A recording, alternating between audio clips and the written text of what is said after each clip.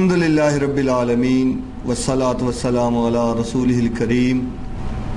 معزز شرکائے پروگرام، السلام علیکم ورحمۃ اللہ وبرکاتہ.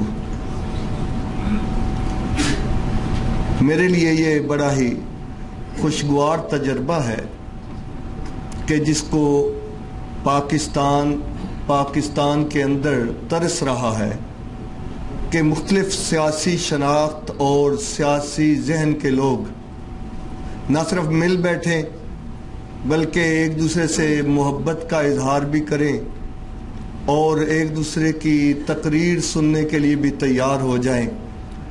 میرے ساتھ دوست سیٹرنس اللہ تعالیٰ کے فضل و کرم سے ایسی ہیں کہ جن کا میں شکر کے جذبے کے ساتھ آپ کے سامنے اظہار کرنا چاہتا ہوں. میں 92 سے 25 سال ہونے والے ہیں. پاکستان کی سب سے بڑی یونیورسٹی میں ٹیچر ہوں اور بائی چانس بلکہ بائی آپشن کہنا چاہیے کہ میں جو مضامین پڑھاتا ہوں وہ پولیٹیکل سائنس ہے اور پاکستان سٹڈیز ہے. لہذا پہلی بات میں آپ سے یہ کہنا چاہتا ہوں کہ پاکستان جو ہے وہ دنیا کی 6th لارجسٹ پاپولیشن ہے اور یہ جو آپ یا میں اسے چوہے ممالک بلکہ چوہیوں جیسے ممالک کے ساتھ کمپیئر کر کے مسائل کا رونا روتے ہیں کہ میں جی سویڈن میں گیا اور قطار بنی ہوئی تھی، میں ٹینڈے لے رہی تھیں اور کوئی جھگڑا نہیں تھا. آپ اس فیکٹر کو ذہن سے نکال دیتے ہیں کہ 100 بندوں کی بس آ رہی ہوتی ہے، چڑھنے والے 13 ہوتے ہیں. وہاں ڈسپلن نہ ہو تو کیا ہو؟ ڈسپلن تو میرے پاکستان کے اندر ہے. 70 آدمیوں کی بس آتی ہے، 150 چڑھ کے دکھاتے ہیں.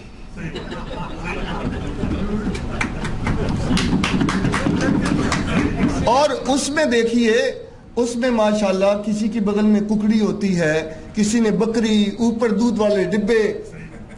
اور میں سلام پیش کرتا ہوں آپ کے پاکستان کے لوگوں کو کہ الحمدللہ 90% سے زیادہ خواتین کے لیے راستہ چھوڑتے ہیں، ضعیفوں کو جگہ دیتے ہیں. یہ میرا پاکستان ہے. نگاہ یار جسے آشنائے راز کرے وہ اپنی خوبی قسمت پہ کیوں نہ ناز کرے.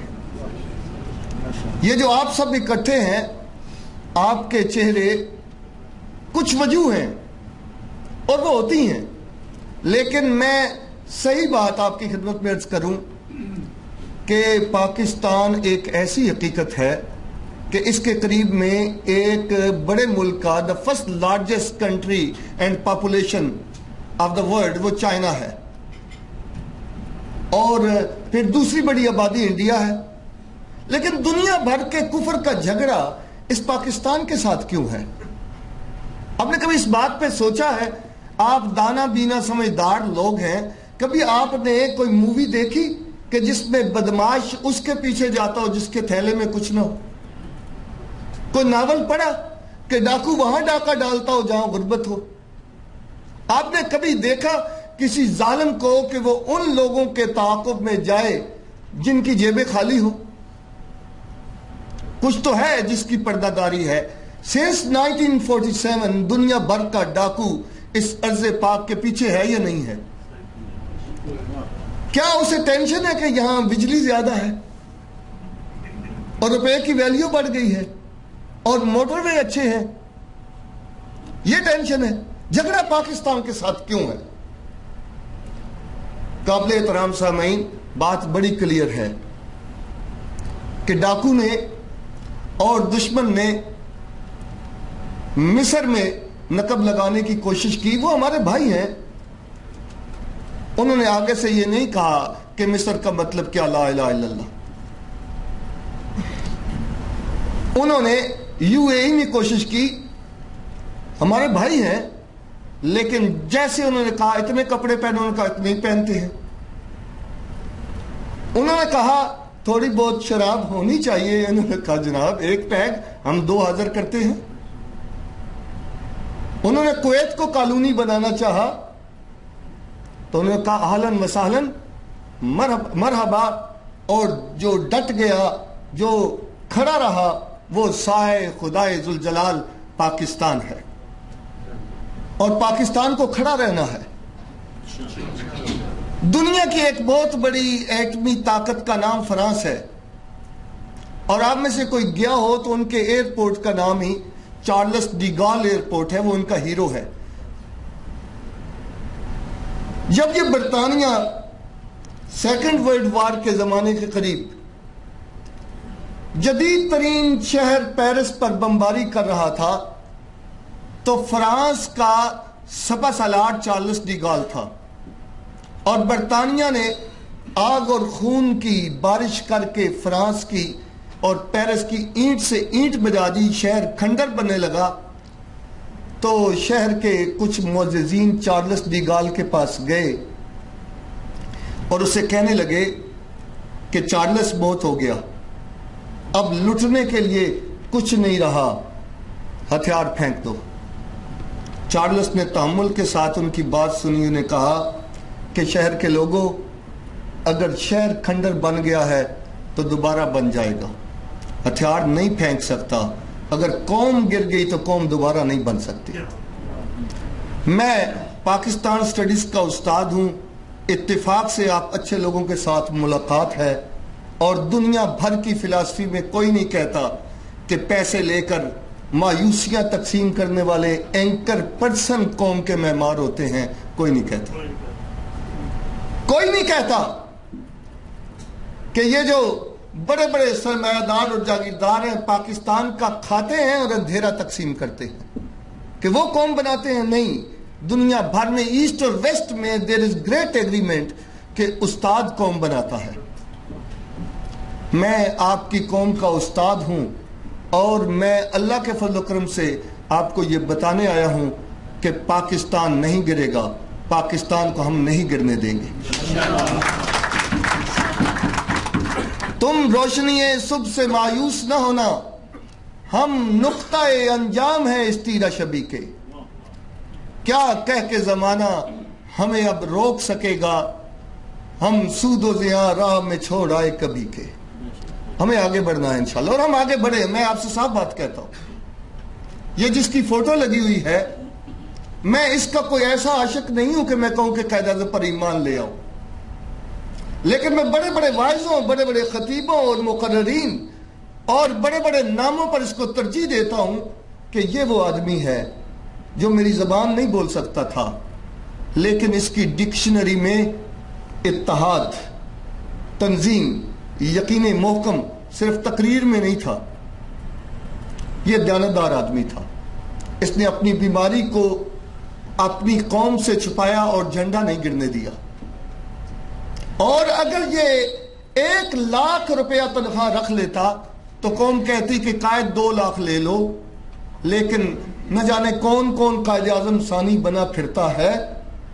ہر مسافر کو باخبر کر دو، یہ میرے تجربے کا جوہر ہے، راہبروں کی فریب کاری سے راہزنوں کا خلوص بہتر ہے۔ مجھے نہیں ملا اس کے بعد دیانتداری میں کوئی نام پیدا کرنے والا۔ 1 روپیہ تنخواہ رکھی، اپنی بیماری کو چھپایا، سچا، کھرا اور بہادر انسان۔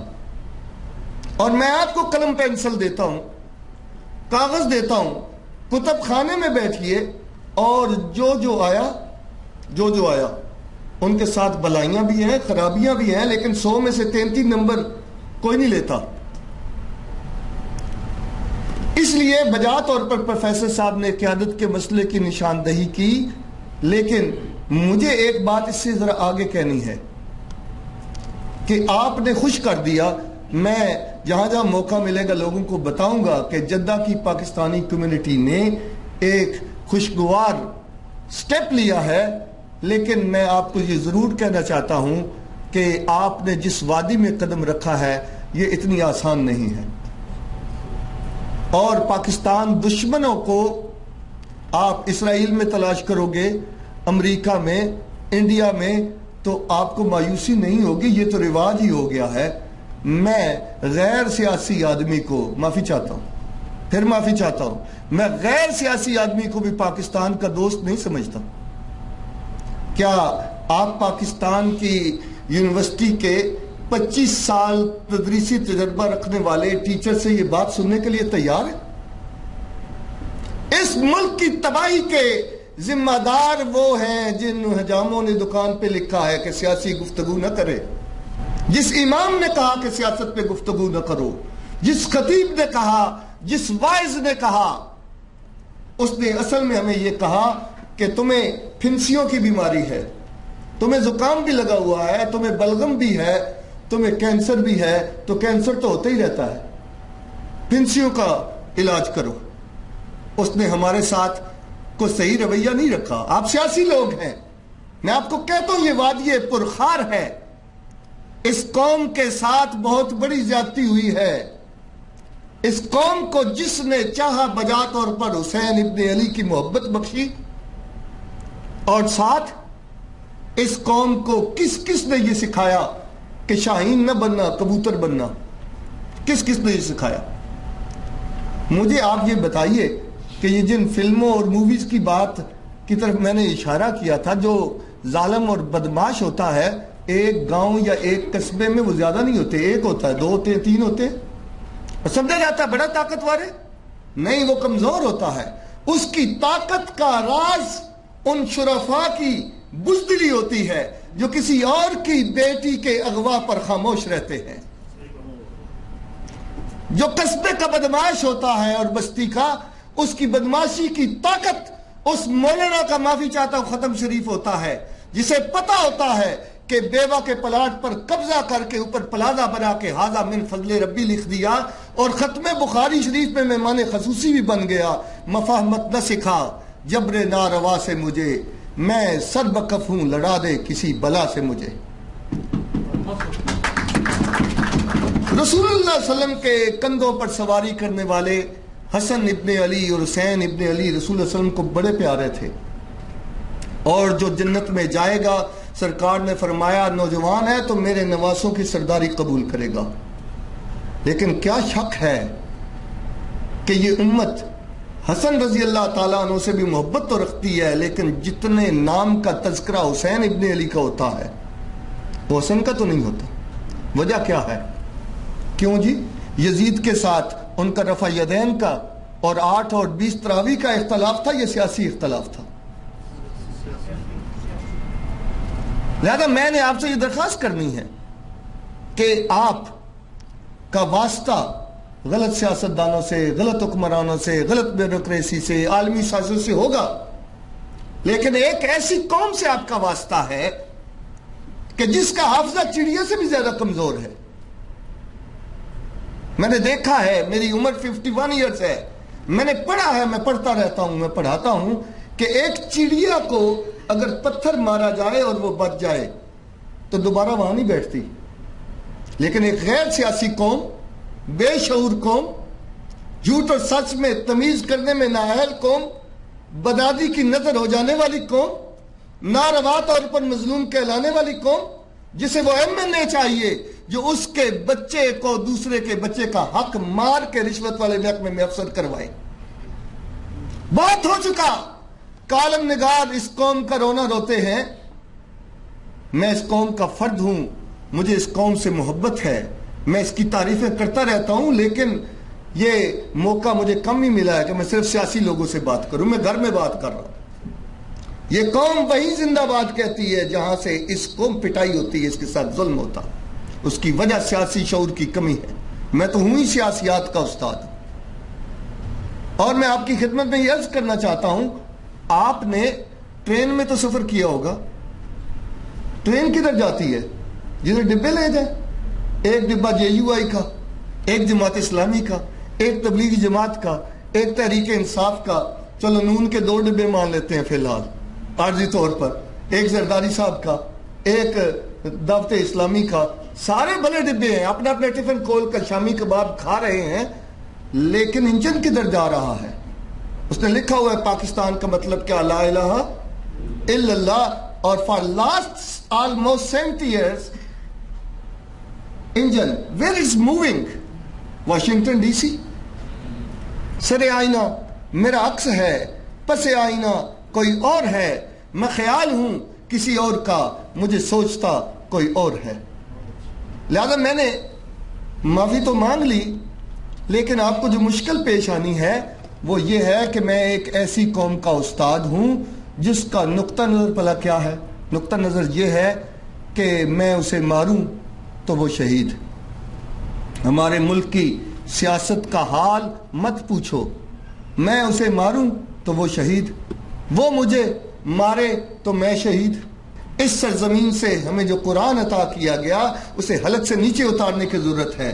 قرآن نے کہا ایک مسلمان کا قتل سب مسلمانوں کا قتل ہے، یہ بھی نہیں کہا، یہ کہا ایک انسان کا قتل سب انسانوں کا قتل ہے۔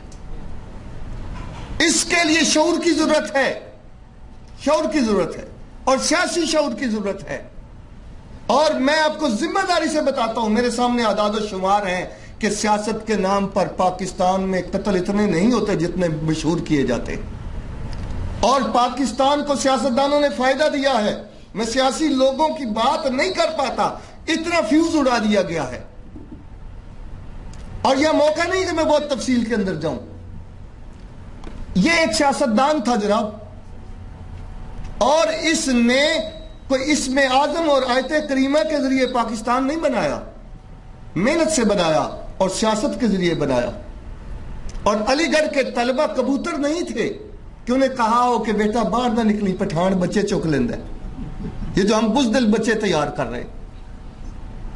علی گڑھ کے جدی طلبہ قائد اعظم کے دست و بازو بنے، انہیں مدینے کی منزل اور اسلامی پاکستان کا شعور دیا گیا، اور وہ جناح رحمت اللہ علیہ کو جیب سمیت اٹھا لیا کرتے تھے۔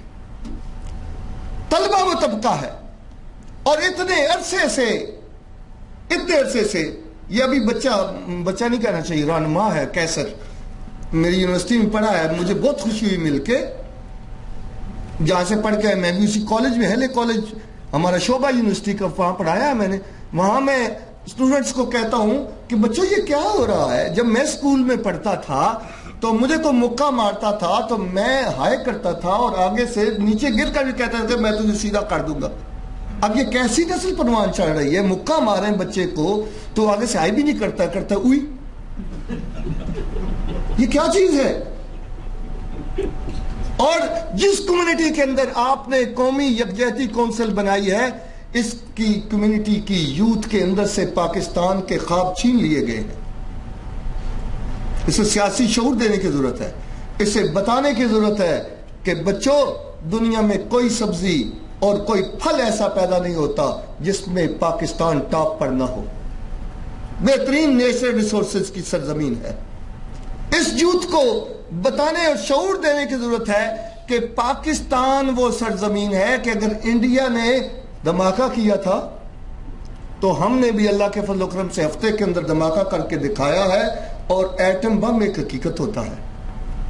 اور وہ ایٹم بم اس لیے نہیں ہے، واضح کریں، اس لیے نہیں ہے کہ ہمیں دین نے سکھایا ہے کہ ہم کسی کو ایک پتھر بھی ظلم کا ماریں گے تو گناہگار ہوں گے، چاہے ہندو ہو چاہے مسلمان ہو، لیکن اپنی حفاظت کے لیے ہمیں حکم دیا گیا کہ پاکستان کو توانا اور مضبوط ہونا چاہیے۔ اور پاکستان کے اندر 18-20 کروڑ لوگوں سے میں آپ کو متعارف کرواؤں، ایک جملے میں متعارف کرواتا ہوں کہ پاکستان کے رہنے والے 20 یا 18 کروڑ لوگوں میں اچھوں کی تعداد بروں سے زیادہ نہیں ہے۔ توجہ سے سنیے کہ پاکستان میں اچھے لوگوں کی تعداد بروں سے کہیں زیادہ ہے۔ پرابلم کیا ہے؟ پرابلم یہ ہے کہ اچھے لوگوں کے دل ٹوٹے ہوئے ہیں اور برے آرگنائزڈ ہیں، ڈومیننٹ ہیں، اور صبح و شام جس کا بس چلتا ہے وہ قلم سے بھی زبان سے بھی، اور پاکستان کا صحافی طبقہ ناراض نہ ہو مجموعی طور پر، 5 انگلیاں تو برابر نہیں ہیں لیکن 4 ایسی ہیں جن سے مجھے بڑا گلہ ہے۔ وہ دن رات قوم کو مایوس کرنے پر تلا ہوا ہے، اور ان سے میں ملتا ہوں تو کہتے ہیں پاکستان نہیں رہنا، کوئی حال نہیں، بڑے حالات خراب ہے۔ میں بیٹھے چائے تو پیو، نہیں میں ذرا جا رہا ہوں، کدھر جا رہے ہو؟ وہ میں نے پیٹرول پمپ کا لائسنس لینا ہے، اس کے بعد آ جاؤ۔ نہیں وہ چھوٹی بیٹی کا جو ہے ایک پلاٹ تھا ڈیفنس میں، اس پہ کوٹھی بنوا رہا ہوں۔ پھر اس کے بعد کہاں جانا ہے؟ اس چھوٹے بیٹے کو ایکسائز انسپیکٹر کروانا ہے، فلاں کا فون کروانے کے لیے جا رہا ہوں۔ ان کا اپنا پاکستان یہ ہے، اور قوم کو دن رات ڈی مورلائز کرتے ہیں۔ اس لیے میں نے چارلس ڈی گال کا ذکر بھی کیا، اور اب میں یہ بھی ذکر کرتا ہوں کہ آپ پر میرے اوپر اللہ کا کرم ہے۔ اللہ کے کتنے اسماء الحسنی ہیں جی؟ 99۔ تو ان میں آپ دیکھیے، اور قرآن کی 6,500 سے زیادہ آیات کو دیکھیے، مایوسی کی تو ہمیں اجازت ہی نہیں ہے، ایک حرف نہیں ہے مایوسی کا، مایوسی کی اجازت نہیں ہے۔ ہم مبشر رسول صلی اللہ علیہ وسلم کی امت ہیں، جن کی محبتیں نچھاور کرنے والے چچا نے بھی، جناب ابو طالب نے بھی کفار کے ڈیلیگیشن کے نتیجے میں ایک دفعہ کمپرومائز کی بات کی۔ آپ نے ادب کے ساتھ چچا کی بات سنی، اور اس کے بعد کیا فرمایا کہ ان سے کہو لا سکتے ہو تو میرے دائیں ہاتھ پر سورج لا کے رکھ دو، لا سکتے ہو تو میرے بائیں ہاتھ پر چاند لا کے رکھ دو، اس کام کو نہیں چھوڑوں گا۔ عشق بڑھتا رہا سوئے دار و رسن، عشق بڑھتا رہا سوئے دار و رسن، زخم کھاتا ہوا مسکراتا ہوا، راستہ روکتے روکتے تھک گئے زندگی کے بدلتے ہوئے زاویے۔ لہذا پاکستان کے اندر مایوسی بہت بڑا مسئلہ بن گئی ہے، بہت مایوسی، اور اس مایوسی میں سے زیادہ حصہ تارکین وطن کے پاس آ پہنچا ہے۔ میں کو 20 سے زیادہ ممالک میں جاتا ہوں، ابھی میں مسقط سے آ رہا ہوں، چند ماہ پہلے میں امریکہ میں، مجھے مختلف کاموں سے جانا ہوتا ہے، یقین جانے جگہ جگہ محبت ملتی ہے۔ ابھی مدینے میں 13 اگست کو میری تقریر دوستوں نے رکھی، تو میں نے اس جھنڈے کے احترام اور محبت کی بات کی، اللہ اس سرزمین کو سلامت رکھے۔ لیکن ایک بات میں نے کی، وہ آپ سے بھی کرتا ہوں کہ مایوسیوں کے باوجود پاکستان کتنی بڑی ریالٹی ہے کہ آپ سوڈان میں، افغانستان میں، لیبیا میں، عراق میں، کسی ملک میں جہاں مسلمان رہتے ہیں ان سے پوچھیں کہ لیبیا کا مطلب کیا، کبھی نہیں کہیں گے لا الہ الا اللہ۔ سوڈان میں پوچھ لیں، افغانستان میں پوچھ لیں، یہ موم بتی گروپ چولے مارتا پھر رہا ہے، مارتا رہے، لیکن آپ بلوچستان، سندھ، خیبر، پنجاب جس سے بھی پوچھیں گے you would observe great agreement، سب کہیں گے پاکستان کا مطلب کیا؟ اس کا مطلب کیا ہے؟ اس کا مطلب یہ ہے کہ جس شخص کا نام محمد علی جناح ہے، انہوں نے ایک بات کی تھی، عجیب و غریب بات ہے، اور میں آدھی کروں گا انشاءاللہ، آدھی آپ مکمل کر لیں گے۔ انہوں نے فرمایا تھا کہ پاکستان اسی دن بن گیا تھا جب پہلے ہندو کو کیا ہوا تھا۔ ٹھیک ہے رن جی، آپ تو پس میں ذہین ہوا نا، مجھے پتا تھا آپ کو آتا ہے۔ پاکستان اسی دن بن گیا تھا جب پہلے ہندو مسلمان ہوا تھا، وہ جو کوئی بھی تھا، جب بھی تھا۔ کیا آپ جانتے نہیں ہیں کہ اس لا الہ الا اللہ نے اس نے اندر کیا تبدیلی پیدا کی تھی؟ پہلے وہ گائے کو پوجتا تھا، گائے کو، اس سے امید رکھتا تھا، اس سے خوف کھاتا تھا، اور اس کے گوبر کو شرطی اور پاک سمجھ کے اس کا لیپ دیتا تھا، اور اس سرزمین سے جانے والے نور لا الہ الا اللہ نے اس کے اندر کیا تبدیلی پیدا کی؟ اب وہی گوبر ناپاک ہو گیا جو پہلے پاک تھا۔ اب اس کے وجود کو لگ جائے، وہ پیپلز پارٹی کا ہو، وہ نون کا ہو، وہ ANP کا ہو، وہ جماعت اسلامی کا ہو، وہ سندھی ہو، وہ بلوچی ہو، اس کے لباس اور اس کے وجود کو جب اس نے وضو کیا ہے محمد رسول صلی اللہ علیہ وسلم کے طریقے پر، یہ گوبر لگ جائے تو وہ خوشی سے کھل نہیں اٹھتا کہ گاؤں ماتا کی وجہ سے میں شرطی ہو گیا، وہ کہتا ہے ناپاک ہو گیا۔ سمجھ میں آیا دو قومی نظریہ؟ نہیں سمجھ میں آیا، میں اور سمجھاتا ہوں۔ وہ ایک جو کوئی بھی تھا، یاد رکھیں، اگر وہ ایک قوم نہ بنتی تو پاکستان کا مطالبہ نہیں ہو سکتا تھا۔ قوم کیسے بنی؟ اس لا الہ الا اللہ نے اسے بہادر بنایا۔ جب تھوڑا سا آرگنائز ہوا تو ہندو تاریخ، انگریز تاریخ، مسلم تاریخ اس پر گواہ کھڑی ہے، تھوڑا سا یہ مسلمان آگے بڑھا تو اس نے اپنے سابقہ خدا کو کہا ذرا ادھر آؤ، اس کو گرا لیا۔ ایسی کوئی تہذیب، ایسا کوئی نظریہ ہے؟ اسے گرا، اس کی شارک پر چھری چلائی، اس لیے کہ یہ بہادر رسول کی امت ہے، بہادر رسول کی امت جو کبوتر نہیں ہے، نعوذ باللہ من ذالک، جو شاہین امت ہے۔ اس مدینے میں محمد رسول اللہ صلی اللہ علیہ وسلم نے رکوع و سجود بھی کیے ہیں، اخلاق اور تجارت بھی سکھائی ہے، لیکن 88 جنگیں لڑی ہیں، 88۔ اور بہادر بھلا کتنے تھے؟ اس مدینے میں افواہ پھیل گئی کہ حملہ ہو گیا ہے، حملہ ہو گیا ہے۔ جن جن کی ڈیوٹیاں تھی وہ ہتھیار سنبھال رہے تھے، لیکن شہر کے باہر انہوں نے دیکھا کہ کوئی ہے، گھوڑا دوڑاتا ہوا آ رہا ہے، سمجھ نہیں آ رہی کون ہے۔ جب قریب آیا تو سب دیکھ کر حیران رہ گئے کہ جناب محمد رسول اللہ صلی اللہ علیہ وسلم۔ اور آپ نے فرمایا مدینے کے لوگوں سو جاؤ، میں نے بھی افواہ سنی تھی، میں دور تک تنہا گیا ہوں، مدینے کو کوئی خطرہ نہیں ہے۔ یہ بہادر رسول صلی اللہ علیہ وسلم ہے۔ یہ نہیں کہ اخبار پڑھ کے پاکستانی کمیونٹی جدے میں اینکر پرسنوں کے ٹاک شو سن کے پاکستان کا کچھ نہیں پڑھنا، چل بچے تو امیگریشن کرا کینیڈا جاؤ، بیٹی یو کے جائے۔ میں آپ کے مسائل پر گفتگو کر رہا ہوں۔ پاکستان امیدوں کا مرکز ہے انشاءاللہ تعالی، اور پاکستان کا جھنڈا نہیں گرنے والا۔ میں جہاں جاتا ہوں لوگ مجھے ایسے دیکھتے ہیں کہ خیریت سے ہے، ٹھیک ٹھاک تو ہے، مجھے تسلی دینی پڑتی ہے کہ میں آپ سے اچھی روٹی کھاتا ہوں۔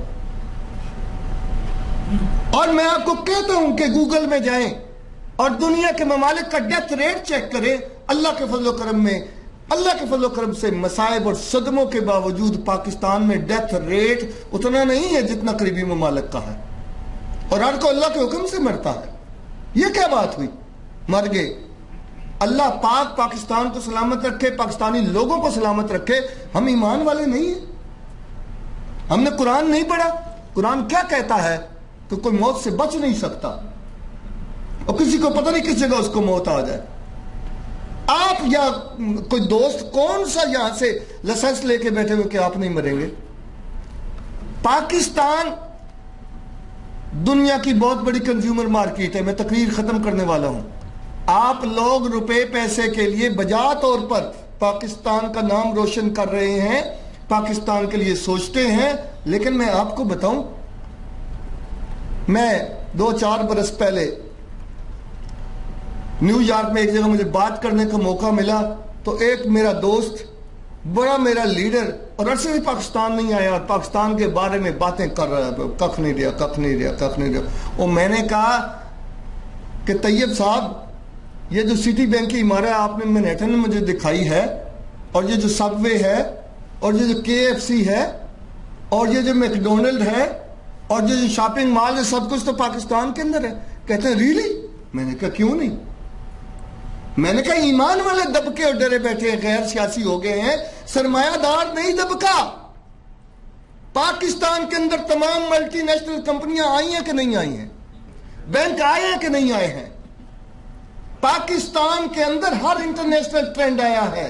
کم کپڑوں والی، بدماشی والی، ننگی سیڑھی انہوں نے پہنچائی، اپنا نظام لے کر آئے، اپنے بندے لے کر آئے، اور اگر وہ اپنے غلط مقاصد اور غلط نظریے کے لیے ہتھیار نہیں پھینک رہے، ان کے بندے نہیں مرتے؟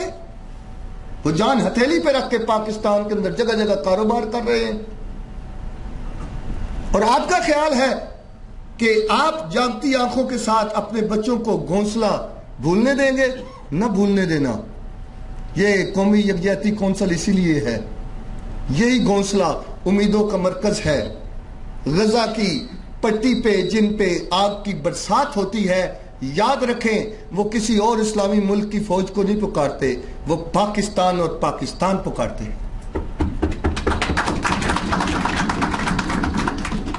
اس لیے میری گزارشات ختم ہوتی ہیں۔ آپ نے بہت توجہ سے سنا۔ اللہ تعالی ہم سب کو اپنے حصے کا کام کرنے کی توفیق عطا فرمائے۔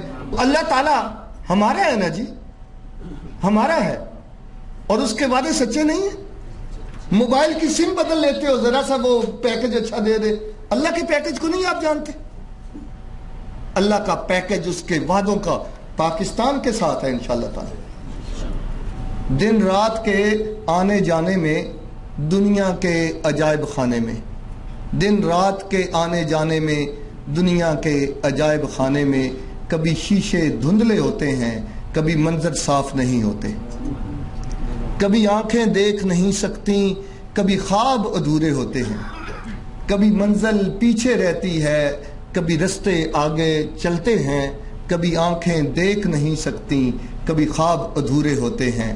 یہ سب تو صحیح ہے، لیکن اس آشوب کے منظر نامے میں، دنیا کے عجائب خانے میں، دن رات کے آنے جانے میں کچھ سایہ کرتی آنکھوں کے پیماں تو دکھائی دیتے ہیں۔ دن رات کے آنے جانے میں کچھ سایہ کرتی آنکھوں کے پیماں تو دکھائی دیتے ہیں، ہاتھوں سے اگرچہ دور سے ہی امکاں تو دکھائی دیتے ہیں۔ ہاں، ریت کے اس دریا کے ادھر ایک پیڑوں والی بستی کے عنواں تو دکھائی دیتے ہیں۔ آپ کا بہت بہت شکریہ۔